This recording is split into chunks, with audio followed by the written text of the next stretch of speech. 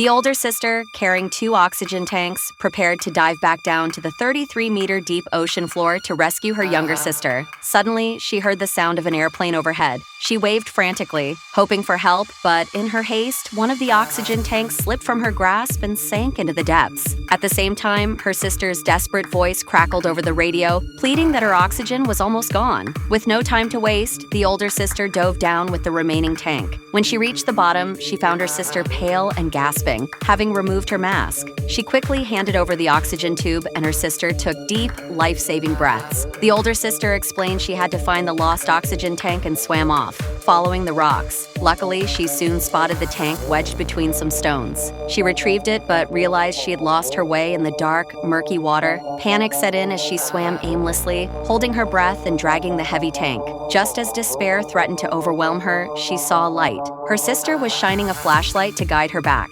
Reunited, they shared the oxygen, buying themselves a little more time. The older sister told her sister about the airplane and decided to surface again to call for help. This time, she ascended quickly without decompressing, causing internal injuries. She vomited violently on the shore but forced herself to keep moving. She grabbed a map from the car and located the nearest house. Breaking in through a window, she was attacked by a dog. In a desperate struggle, she stabbed the dog with a fruit knife. Ignoring her bleeding leg, she searched the house for help but found no internet connection. She left a note and continued searching, eventually finding a crowbar. Returning to the car, she pried open the trunk, hoping to find the Jack her sister had mentioned. Instead, she found only a bottle of coolant. No Jack. Her heart sank. Time was running out and she felt utterly helpless. Refusing to give up, she made one last attempt. She dismantled a road sign, using the sturdy wooden post as a lever, and gathered the last 2 oxygen tanks. She patched her wetsuit with the coolant and prepared to dive again. As she entered the water, one of the oxygen tanks fell and hit the rocks, damaging the valve. She retrieved it, but knew it was now useless. Back at the ocean floor, she used the wooden post to try to lift the boulder trapping her sister. Both sisters pushed with all their strength, but the boulder didn't budge. The older sister's oxygen was nearly depleted, and the damaged tank was no help. With no other options, she continued to struggle, determined to save her sister no matter the cost.